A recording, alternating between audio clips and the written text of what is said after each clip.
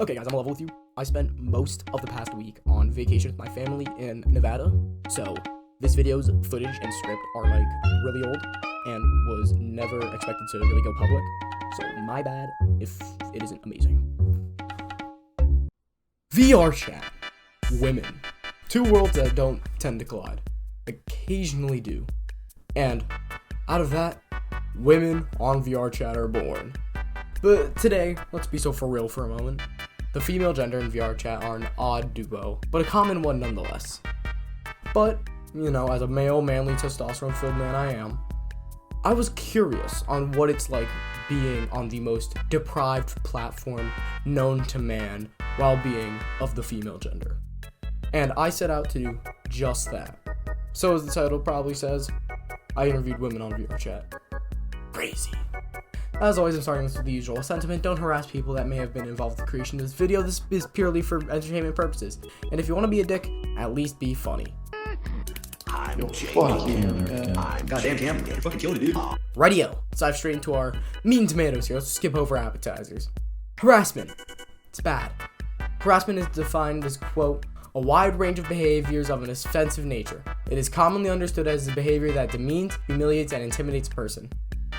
And, as you'd likely imagine, women are frequently on the receiving end of harassment, whether it be physical, verbal, or sexual.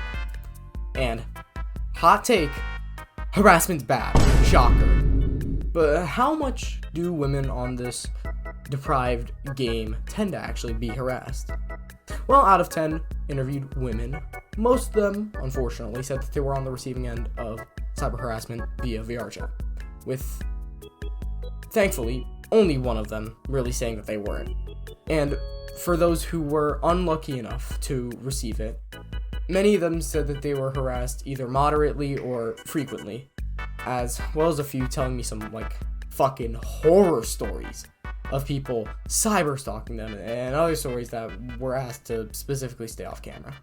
Vrchat and creeps basically go hand in hand whenever they're both brought into conversation, mainly because a lot of creeps seem to kind of crawl towards the anonymity that Vrchat, as well as other social platforms, tend to provide, as well as the fact that they can easily shut out and off anyone really opposing them with the block feature. So, naturally, I asked about said creeps, if the women have interacted with them, and unfortunately enough, all of them said that they have had a interaction with a creep previously, and not great.